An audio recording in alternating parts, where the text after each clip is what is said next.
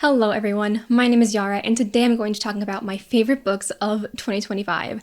2025 was somehow my best reading year in the last decade. I don't know what happened, I don't know how. I was at my busiest that I've ever been in the last decade, but somehow I managed to read 56 books, and today I'm going to be talking about my 8 favorite with 2 honorable mentions. I'm going to go roughly in ascending order, so the later books in this video are going to be more of a favorite than maybe the first couple of books, but the exact order is definitely not set in stone. The order can definitely vary depending on my mood for the day, with the exception of the final book, which is definitely my best book of 2025. For any of these books, if you want to hear more of my thoughts, almost all of them I've done some sort of review for, whether that was its own individual review or in a recent reads, and I'll have all of those linked down in the description. But without further ado, let's get into my favorite books. So let's start with the honorable mentions. The first one that I have is Everything is Tuberculosis by John Green. This is John Green's second nonfiction book, the first being The Anthropocene Reviewed, which was one of my favorite books in the year that I read that. But I'm starting to realize that I really enjoy John Green's nonfiction almost more than I enjoy his fiction books, because he is someone that I just like the way that he thinks, I like the way that he writes, and I feel like a lot of his fiction books kind of got flack over the years for how much they philosophize. Is that a word? I don't know, a lot of philosophy that he kind of imbues in them, which can seem a little bit unrealistic coming from a teenager, but I feel like it really works when he has these more narrative or expository nonfiction books. And this book is part memoir, but also part historical survey about the history of tuberculosis and how much tuberculosis has been ingrained and has influenced our society in ways that you might not expect at first glance, in ways that go beyond just the health perspective of tuberculosis. It was inspired by John Green's trip to Sierra Leone, where he met a young boy who had tuberculosis. And the kind of thesis of this book and what inspired him to write it was the fact that we have had treatments for tuberculosis for decades. But the reason why tuberculosis is still such a problem, especially in other countries around the world, is because of access, because of pharmaceutical industry limiting access to these things, as well as things like infrastructure that really goes to show how much of the health burden of tuberculosis, especially in the global south, is human manufactured. As someone in the medical field, I really enjoy the overlap of humanities and medicine, and especially the sociology of it all. But I think even if you're not in the medical field, this is like required reading. It's really illuminating, and I think a lot of people would enjoy this. The next honorable mention that I have is I Who Have Never Known Men by Jacqueline Hartman. This was a book that I was so curious to read because it has been so hyped on TikTok for the last couple of years. People said it was life-changing, that it was like nothing they've ever read before. And while it didn't necessarily have maybe as much of an effect that it had on other people that it had on me, I still wanted to put it as an honorable mention because it truly was not like any other book that I read before. It was such a unique experience reading this. This is a speculative dystopian novel about a group of 40 women who have been trapped in a bunker for the last 15 years. And we follow our main character, who was actually the only child. She was 3 when she entered the bunker, so she has no memory of what it was like before the bunker, of the outside world, and what is going on and what life was like outside of this group of 40 women. I don't really want to say anything else about the plot because it's one of those books where you just kind of have to let it unfold in front of you. But believe me, it is one of the most haunting and desolate feeling books I've ever read. It brought up a lot of interesting questions about isolation, about community, about the search for knowledge, specifically in a setting where you may not see a future for yourself. I left this book feeling very empty and very unsatisfied in a way that was completely intentional. And so for that, I just had to put it in honorable mention because, again, I've read no book like this. Alright, so now we're going to go into my official top 8 list of this year, and the first book I have is Amari and the Despicable Wonders by B.B. Alston. This is the third book in a middle grade series called Supernatural Investigations, the first book of which is Amari and the Night Brothers. It basically follows this 12-year-old girl named Amari who, in the wake of her brother going missing, discovers that he was actually a part of this underground society called the Bureau of Supernatural Affairs, which basically mediates the interactions between the supernatural world and the human world. In an effort to find her brother, she ends up getting involved in this organization and realizes that there might be more mystery going on here than she first thought. I've had a lot of fun with this series so far, but I really felt like this book was kind of a shift. I thought it was so well paced, so well executed. I felt like the stakes got a lot higher. We had our main characters being challenged in new ways and facing actual consequences that I thought were really well explored. It kind of falls into that Percy Jackson school of the third book being the one where we introduce more stakes, where things get a little bit darker. I've loved the way so far that the series has been developing the relationships between characters, specifically the sibling and the mentor relationships. It honestly got a tear out of me by the end of this book, which is very surprising because I don't cry a lot in books. And as I mentioned, the series is not really afraid to delve into kind of mature topics. A lot of this series has to do with racism, with xenophobia, but even with those topics, like I said, the series is a lot of fun. And also speaking of Percy Jackson, the series has a lot of Percy Jackson vibes. It has that fun mix of the mythical or supernatural with the real world and how things adapt to a new society like that. There's just something about middle grade fantasy that I really tend to enjoy, and it is that mix of humor, of levity, with really well-paced action and mystery, mixed with all of this just wholesome lessons and ideas about growing up and friendship and all that. The next book that I have is a YA contemporary rom-com, and that is My Mechanical Romance by Alexine Farrell-Fulmouth. You probably know this author more by her pen name, which is Olive E. Blake, author of the Atlas Six.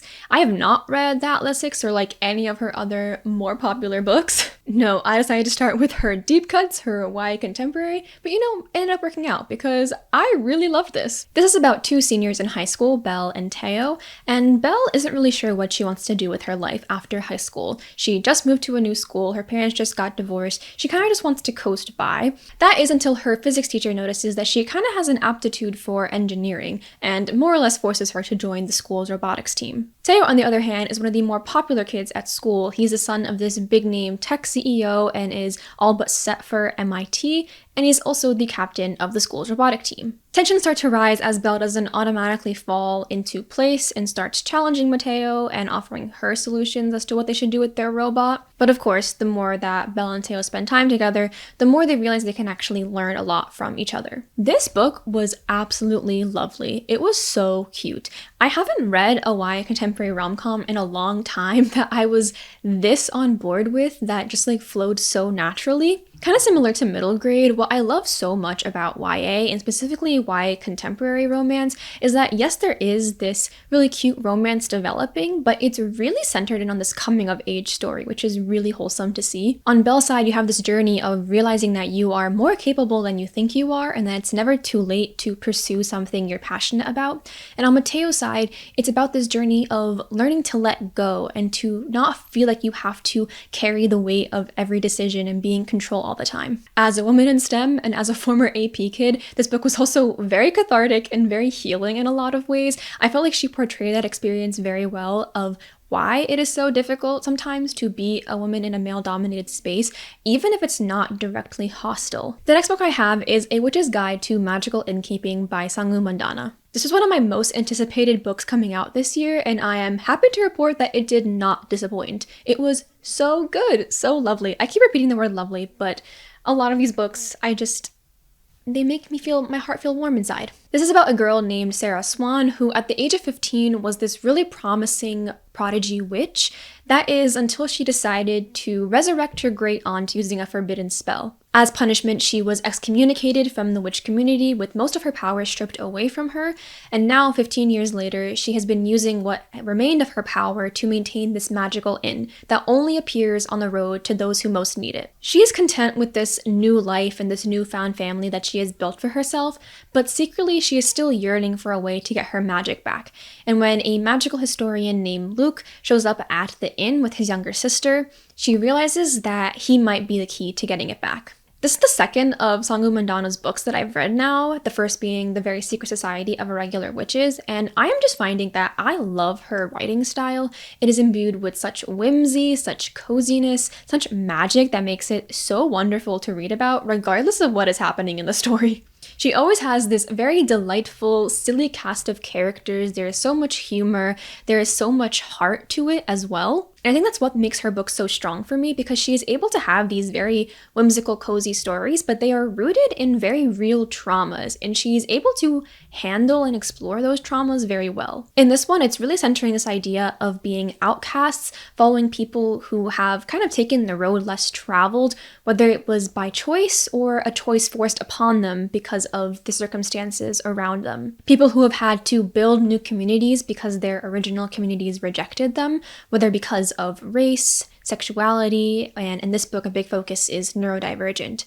I just love that it had this strong message of the fact that even if you feel like the world isn't fit for you, there is a place where you do fit. The romance was also really well done. I loved how much we delved into both Sarah and Luke's upbringing and the kind of baggage that they have now due to being parentified, of carrying a lot of internalized guilt and shame, and how that informs their action in the present day. I loved how this allowed them to connect on a level that they may not have been able to with other people, allowed them to become more vulnerable than they are with other people, and eventually heal these parts of themselves together. And that was such a heartwarming journey to see.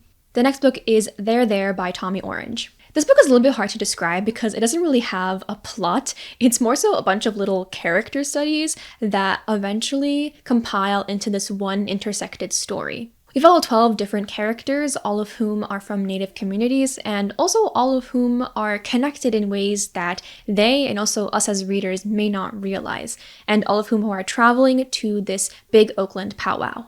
With so many different perspectives and characters, it can be easy for a book like this to be spread kind of thin, and that's what I found so impressive about Tommy Orange's writing. It was so effective, so economical, and also so profound in all of these different storylines he was interweaving. You were able to get such a nuanced perspective of each person's life in such a short period of time, and these perspectives range across age, across time period, across vastly different upbringings and experiences. And each character also adds a new perspective on what is this book's central thesis, which is the idea of being an urban Indian, that is a Native American person living in a city, and who perhaps doesn't share the same experiences as those traditionally told about Native communities and those living on reservations. And I also loved how much history was in this story. There is a lot of historical context that the author includes as these kind of interludes between perspectives, and I thought it was really effective. I will say the beginning of the story is a little hard to get into because it is so confusing with all these different characters,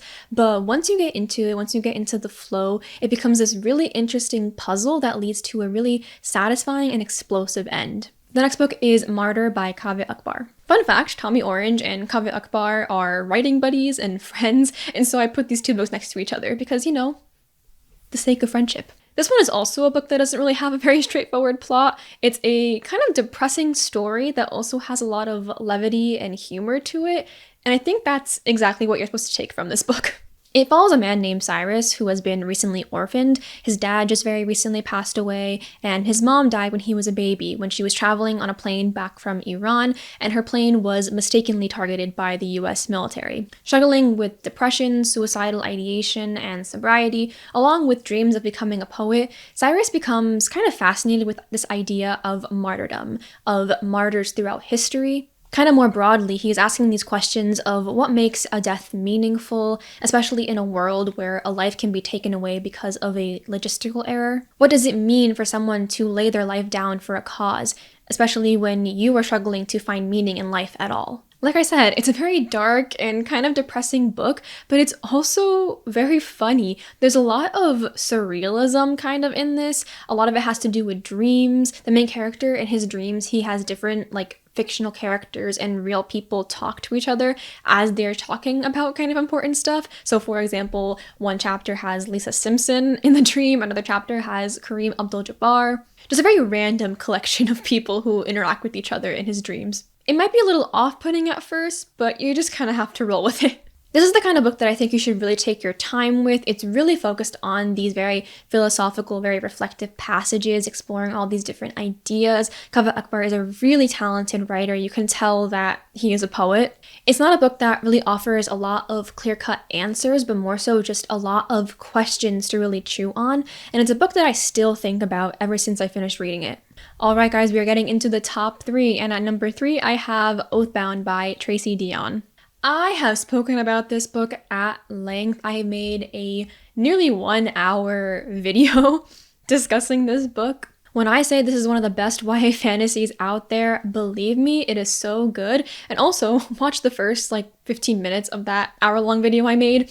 I go into depth about why I think this series is so good in a non-spoiler way. If you haven't heard of Legendborn, this is basically a King Arthur-inspired retelling following a teenage girl named Brie Matthews who enters this pre-college program at UNC Chapel Hill and discovers this underground organization called the Order of the Round Table. This is the third book in a series, so there's not much I can say in the way that wouldn't give a spoiler, but I will say that this book really upped everything that I already enjoyed about this series. We're expanding the world, we're expanding the characters, we're getting more character POVs. I love what they are doing with Brie's character arc, as well as the character arc of our two love interests, Sel and Nick. Speaking of love triangles, this series has one of the best love triangles that I have ever read, and I think it's because the emotions and all the feelings in the love triangle directly correlate with a lot of the characters' emotional arcs outside of the romance. This series also has one of the most beautiful and heartbreaking explorations of what it means to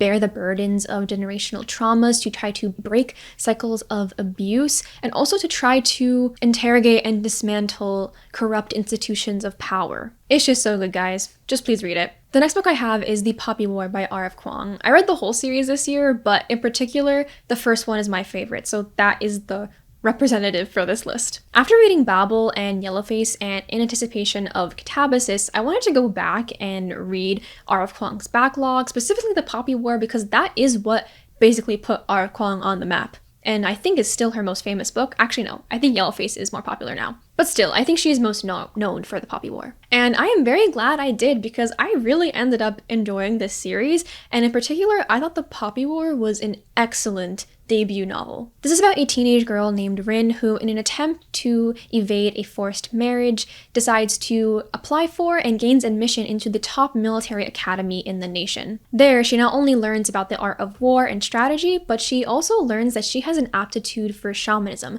a form of magic that was once thought to be just something of myth. And once the threat of a third Poppy War becomes more and more of a reality, Rin's powers may be the only thing that may save her people. This is a dark, violent, and brutal story, and that's something that I knew going into it, but was still kind of surprised reading it actually happen in the story. It deals heavily with trauma, with genocide, with all forms of violence, physical, sexual violence. And what I also found really interesting in the story, I guess more so in the later books, was just how much we focused on the psychology of power that I think Rin really struggles with. But going back to The Poppy War as a first installment, as a debut novel, this read in the beginning, very much like a traditional fantasy narrative. We have this girl kind of leaving her hometown, going to this school and learning about the history, learning about the magic system, setting up all the character dynamics. But I think what made this book so interesting and so unique was how much of a tonal shift it has once we get into the war. And even though you do have some instances of that brutality, of that darkness in the first half of the novel,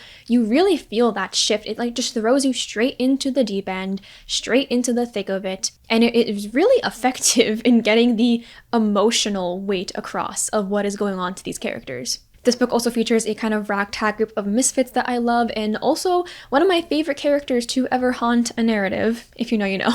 Finally, we have the last book on this list, my favorite book of 2025, and if you've been watching my videos, you probably already know what this is, but it is The Spear Cuts Through Water by Simon Jimenez. Again, this is another book that is a little hard to describe. I guess this was my year of very interesting and unique storytelling structures, but this is one of those things where it's kind of like a story within a story. It plays a lot with POV and perspective. But I would say the main story that we're following is about these two warriors, June and Kima. June is a royal guard who is trying to run away from a shameful past, and Kima is a one-armed outcast who is the last living member of his tribe. Through a series of various circumstances, they both end up getting tasked with a quest of shepherding an ancient goddess across the land in order to end the evil reign of a tyrannical emperor and his three sons, the Three Terrors. This book, you guys, this book, this is how you write a book. Even if I didn't end up enjoying this book as I did, I feel like I would have to have included it in this list simply for the fact that it is the most unique book that I've ever read. And trust me, it'll be the most unique book that you have ever read too. I guarantee you have not read a book like this. I think it really stretches the limits on the ways that you can tell a story.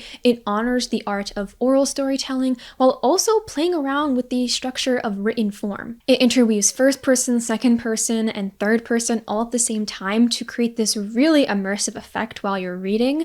It is a fairly straightforward plot. It only takes place over the course of 5 days, and we just have this one goal. But the story is made so colorful because of all those craft choices. There's also a romance in the story that is also one of the most unique ways that I feel like romance has been done, or at least the way that intimacy has been presented, both emotional and physical. As much as I rave about this book and as much as I consider it a masterpiece in storytelling, it's also one of those books that I can recognize a lot of people will not like. It's confusing. It took me 3 tries at reading like the first 80 pages before I understood what's going on, and I don't think a lot of people want to or would appreciate having to do that much work. The effect that the writing had on me might not have the same effect that it had on you, but I think it's something that's at least worth a try. So those are my top books of 2025. This was a really good reading year for me. And honestly, there were a lot of books that I rated very highly this year that didn't make it on this list. I really was trying to focus on what I consider standouts from the year, regardless of rating. If you have read any of these books, please let me know. And also let me know, what are your top books from 2025? I am always on the lookout for more recommendations of what to read. And with that, thank you so much for watching, and I'll see you later. Bye.